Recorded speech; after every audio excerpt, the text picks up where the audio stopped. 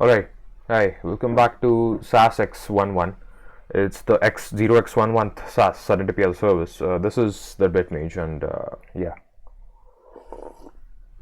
Today we're going to talk about practical polymathy. Now, polymathy is sort of a very interesting aspect of living a very involved life. Basically, etymologically, polymathan, it just means having learned many things. That is the basic aspect of it. But then there are variations to it. You could be a dilettante. You could be an actual contributor in various fields. So those gradations are what actually express your seriousness and your dedication to actually becoming a polymath. It's a term a lot of people do throw around very easily, involving yours truly, including yours truly. But it's there's something romantic about the term. There's something enticing. There's something naturally attractive about the concept of being a polymath. It pleases the intellectual senses of a lot of people, a lot of humans, and that too in an uncalled for manner. Naturally, if you were to let's say not read a lot of productivity books or understand what specialization or focus is, and if you are just a kid, to do a whole bunch of things is very natural to you. You only learn the power of focus, on the need to focus in the moment, or in a domain, once you get a little older. When you're young into your journey of being a human, polymathy, not having learned many things as such, but then doing many things, is very natural to you. It's probably the exploration mode that you're in, but then over time you sort of get into specialization, and you learn to get good at a few things. But then probably everyone at some point in their life get to a threshold where they have to start choosing too much. They have to start specializing too much. That's when this battle between being a generalist and a specialist sort of arises within. Being a specialist for the sake of competence in that one domain, versus being a polymath to build intuition across multiple domains. Now, the case for being a specialist is already out there. It's very yeah. There's a lot of works regarding that, on the idea of focus, on the idea of doing one thing. There's a whole bunch of works out there for that. Polymathy, on the other hand, is underrepresented. It is definitely underrepresented, in the sense that we sort of put the polymaths on a pedestal.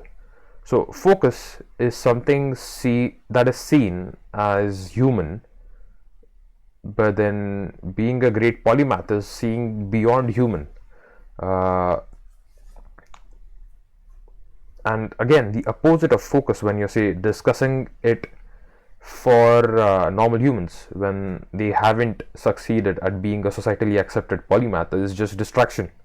It's just distracted, doing too many things. The terminology around being a polymath in itself is the works around it, the terminology around it is itself like a little discouraging. There's the adage, jack of all, master of none. By the way, that is incomplete. The complete one is still better than a master of one. That's the complete adage. So I mean, I never did like that. But there's this whole bunch of amateur dilettante. You're just dabbling in multiple things, just a dabbler. You don't specialize. You're not a master of one. All these works regarding all these terminologies, all these concepts around polymathy.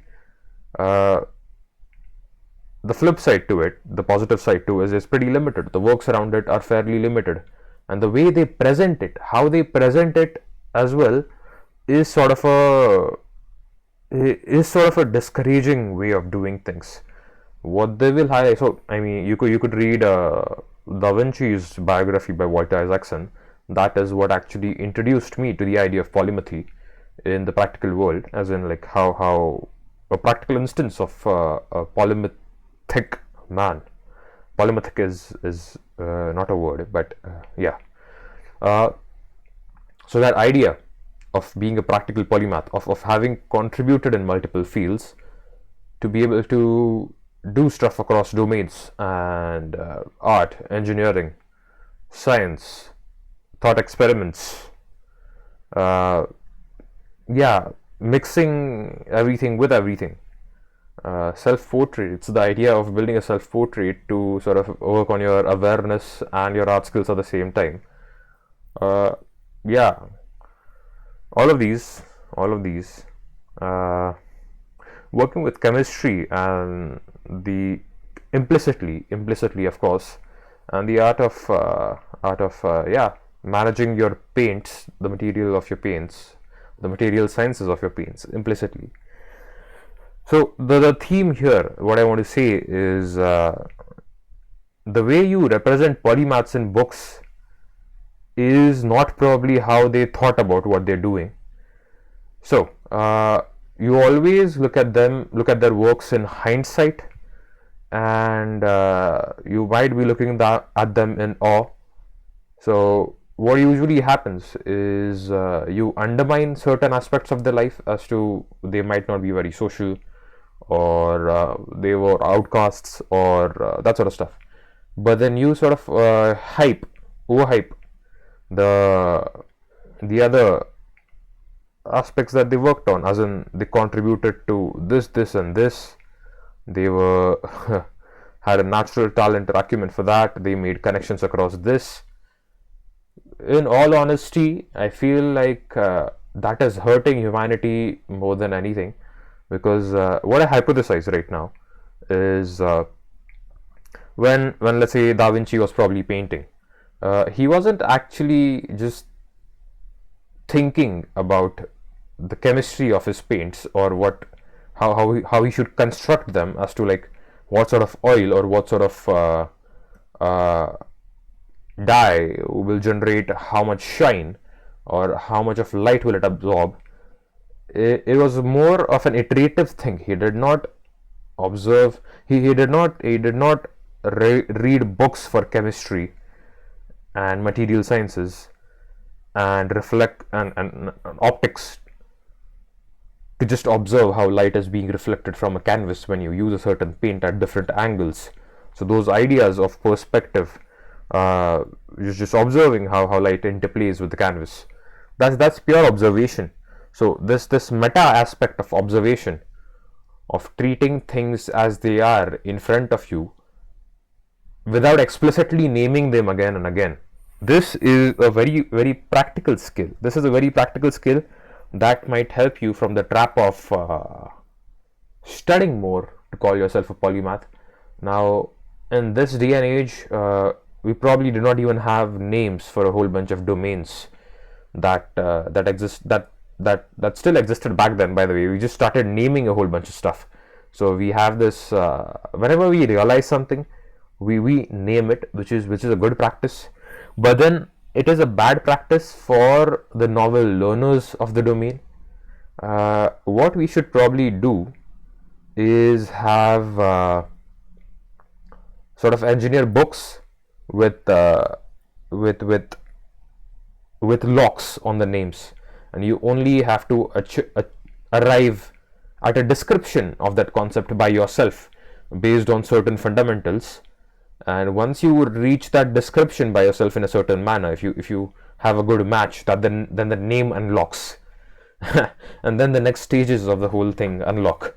So to actually just name drop stuff right away and begin with a definition in itself seems like a flawed way to introduce domains, to work with domains, to help beginners get on with domains. Why does that matter? Standing on the shoulders of giants is something that is of course, I've mentioned that in a lot of videos, but in the context of polymathy, it gets more difficult by the years, by the centuries, by the millennia, to actually understand more specialized domains, because we're continuing to name things, and the fundamental ways of reaching to that specialization, that specialized domain, are still the same. Our education, our ways of educating ourselves for the masses are not up to the mark. Honestly, up to the mark. So just a lot of philosophical problems and practical problems that I see, which have a lot of better methods to it. For example, name dropping, I just said. You could have, yeah, gamified books where you have to unlock the name after a certain point in time. After you are able to describe the name, the concept that is being named, with basal abstractions, and build upon them.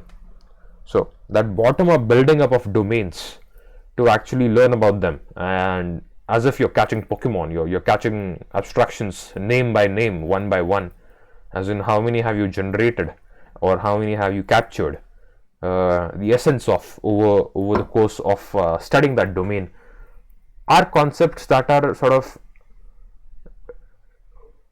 by their nature not cannot be formalized as such for the masses, because there's this issue of people not wanting to do things that require more effort. So this idea of more effort that sort of comes in, and this is hugely tied in with the idea of polymathy. It's inseparable. So whenever you read any book or any yeah any you probably follow a lot of polymathic people on social media.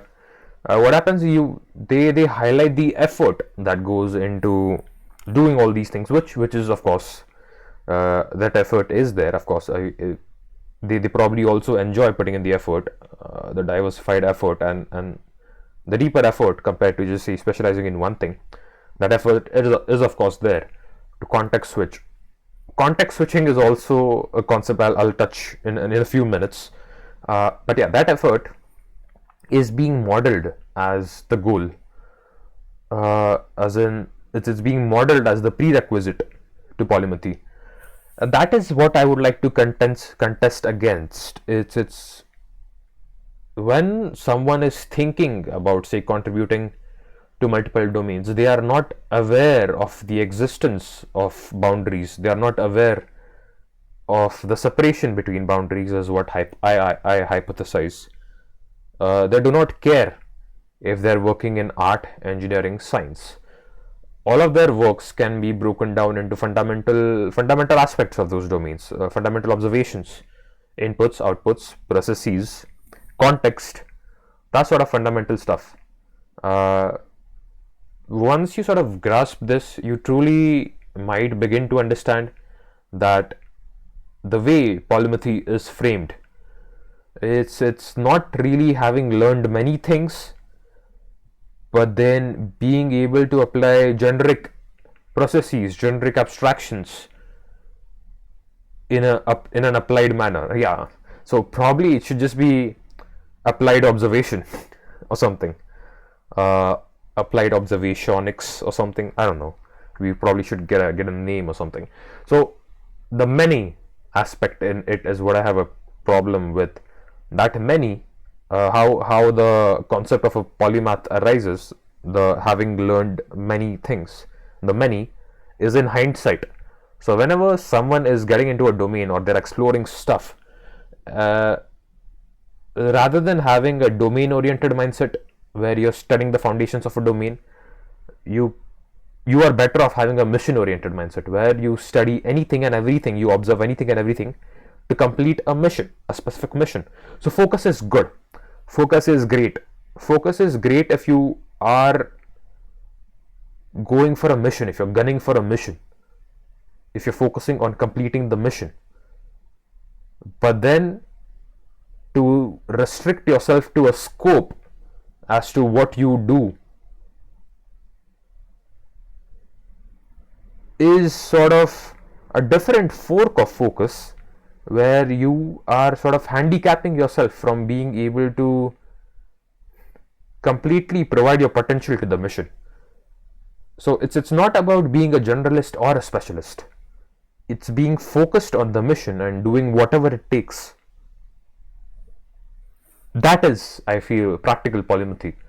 Not discretizing yourself into careers and scopes and only thinking in a particular way, but then realizing what problems you're playing with at the moment, what are the tools at your hand, how they interact with each other, how they behave with each other, and sort of strategizing your resources, orchestrating your resources, executing all of those stuff, all of those things.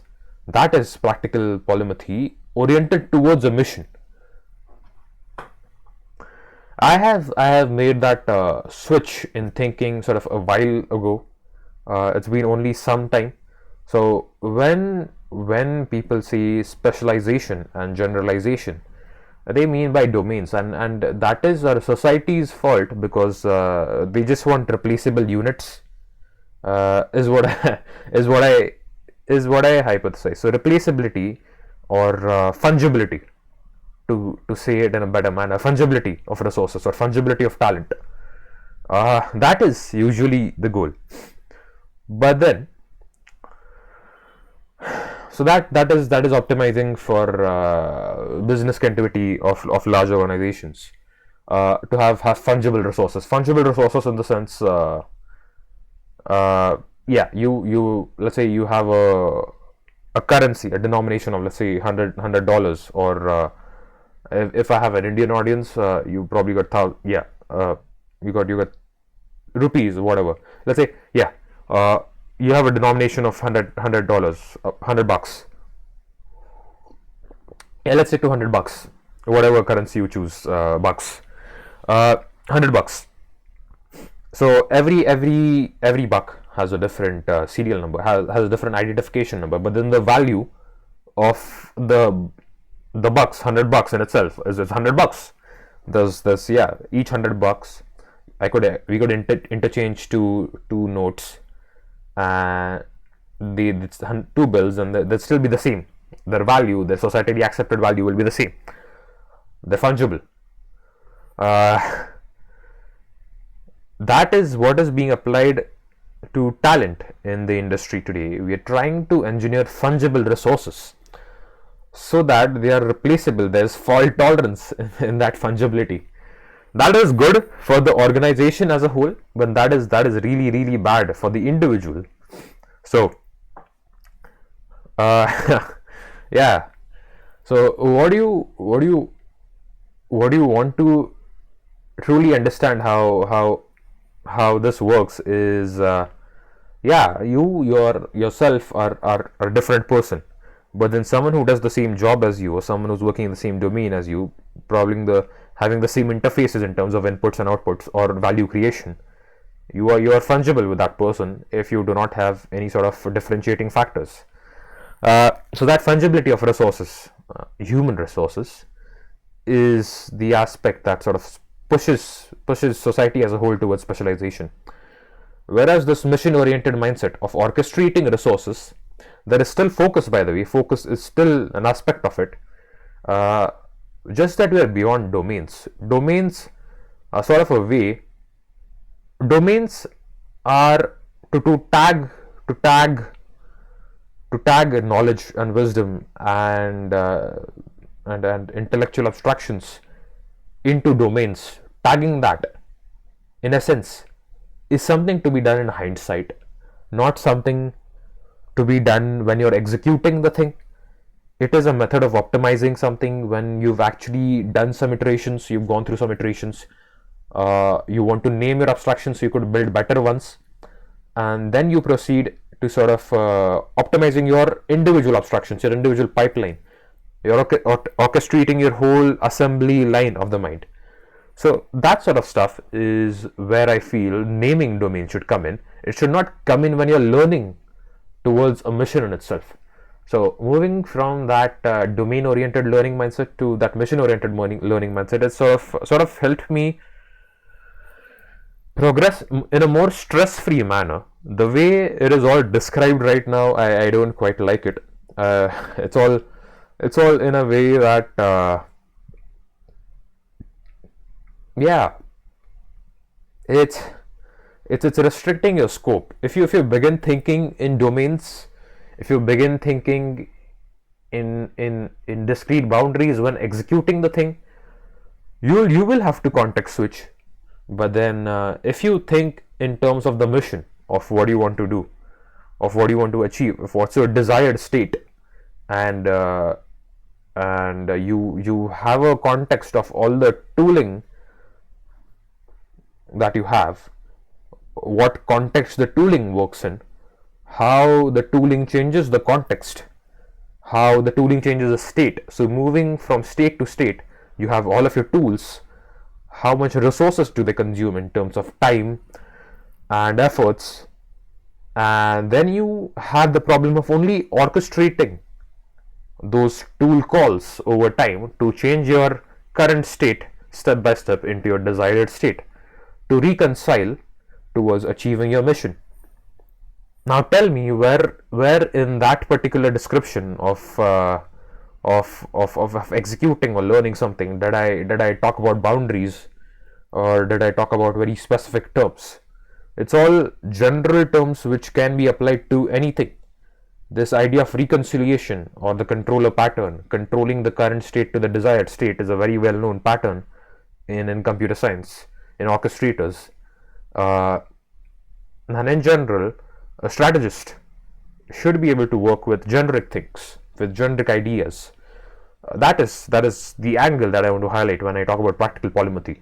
So even that word, polymathy, I am in disagreement in it when executing the whole thing. In hindsight, if you're into anthropological works and you want to name stuff, and you want to yeah you want to help paint the picture for you want to help a newer person understand the whole thing even before they get into executing this.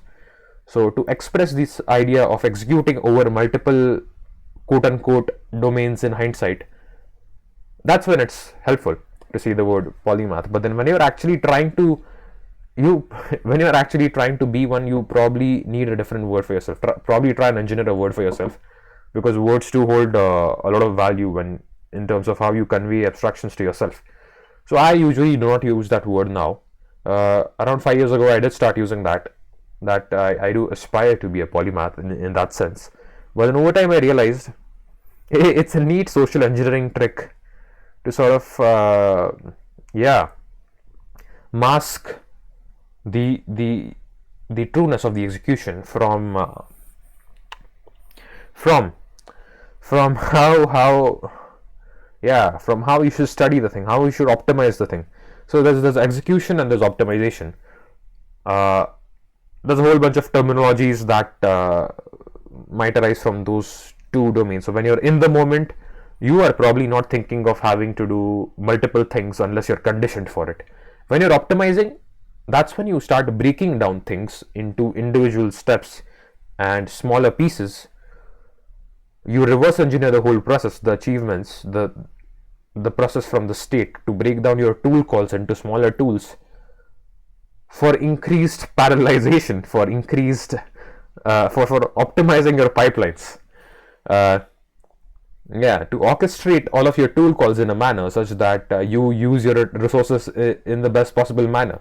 That's when you get into the idea of having multiple teams, and all of those multiple teams collaborating towards a larger mission is is is what it is. And for the sake of the business continuity plans of the larger organization, of that one organization working towards a mission, and those individuals playing a part in it, playing a singular fungible tool call in it, that is when the individual starts losing value. Now there is a value in working in teams. There is a value in being fungible, doing what you do best, But then there's also a whole lot of value in being able to develop this generic orchestration ability, of being able to be this generically good strategist, of knowing your resources, knowing your opportunities, your threats, understanding the context, and acting. And once you've acted, in hindsight, evaluating things, naming them, and then optimizing them individually, and if you ever need to in the future, just delegating them away. But then starting out by naming things and then getting into them is sort of a miss, I feel.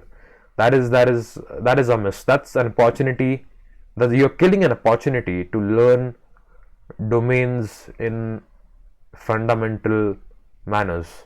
So there should be, okay, one of the missions of this channel, uh, when I do release these videos, is to sort of help redefine societal systems, that the larger problems in the systems, societal systems, which need to be fixed. So education system being one of them. So how this could contribute into that is the idea of domain discovery. Rather than learning physics or chemistry or math, give the kids a mission. Let them let them and give the kids a mission and teach them about the tools. Teach them about the tools that they have at their disposal. Give them good fundamental knowledge about the tools in a very generic manner, in observational manners, and only once, as a group, let's say a larger group, the kids return and achieve the mission in certain ways. They fail in a whole bunch of ways. Some probably achieve it. All of this context, they can describe what they did, the procedures, in terms of their fundamental tooling. And then at the end of this iteration, or end of this epoch of learning, you start naming shit, you start name dropping shit, you start addressing these as domains, rather than starting out the class with a definition. Yeah, that's so the education system in itself could probably use this idea of domain discovery, this iterative approach of epochs of learning, in terms of starting out with the tools that you have at your disposal. Okay, by the way, there's a lot of terminology overload right now. Uh, Orchestrators, epochs, that sort of stuff. So, if you're a technical person, or if you're sort of a mathematically inclined person, I do not intend to do that. I use all of these terms in the more natural manner, not towards the technical context that we usually hear them in. So, these learning epochs of starting out with the basal abstractions, the tools that you have at your disposal, at your disposal, understanding how they interact with each other, understanding how they change the state, understanding the concept of the state. Give them the description of the desired state, or a way to verify it's a desired state, by some predicates. The predicate in itself could be the professor, or a way to test things. A way to test an oracle, and execute the oracle, as in, if you carry out that oracle, you know whether you've reached the desired state or not. And given all these fundamental toolings, and piecing them together, orchestrating their interplay, executing those, the kind of thinking skills that will build is probably more indispensable than the idea of fundamentally teaching a kid a definition and asking them to, yeah, that's the gist of it. So, practical polymathy, that is from a kid's aspect. Now, when you become an adult, I think I can still continue talking. You don't need to see my face, but let's open something that will show my face. So usually what I do is I open the C2 wiki, because it's a white screen. Yep. I probably just need to open a white screen, is what it is. Alright, it doesn't matter. I still have the audio, and that's probably, yeah, that's probably what's needed. Okay, so finishing off, wrapping up, that's what it is for the kids. How you could sort of apply this towards kids. So separating execution or being focused on the mission rather than just a small scope, and then in hindsight naming your abstractions, getting back into the domains to better optimize and better learn and better orchestrate your resources in the future, is sort of a more practical way of approaching things. How do I say it's practical? It has not been fairly statistically established. It's just anecdotal. I have been moving between these two strategies of learning the domain first and then executing, versus executing in a generic manner, naming my abstractions and iterating step by step. So yeah, it's also led me to sort of my own personal games of domain discovery, where I enjoy just naming subjects and new domains for my own activities. So yeah, that's how you could sort of make quote unquote polymathy. I'm still not in agreement with the word, because it's a word defined that's applicable in hindsight, not in the present moment when you're focused on achieving the mission in a fun manner. So yeah, comma, in a fun manner, achieving polymathy in a fun manner. Yeah, that's it. This was the Bit-Mage. Do check out our technical fork of such aspirations, of such executions, thebitmage.com. That's where my generic mission out there is to technologically understand the abstractions around me, and here I sort of cognitively place them in a context and engineer them, and I express concepts. I try expressing concepts to solve the larger problems, personal, planetary, yeah, societal, beyond the immediately graspable in terms of the tangibility of those concepts. And yeah, that's it. That is practical polymathy. And this was Serendipity as a Service 0x11th. I cannot say 11th because we are not talking in decimal and it's hex. And I probably need a way to express, yeah, rank in hex. So that is a problem I could work with. That could be a mission. I'll have to invent a bunch of stuff. But yeah, thanks for tuning in and see you in the next one.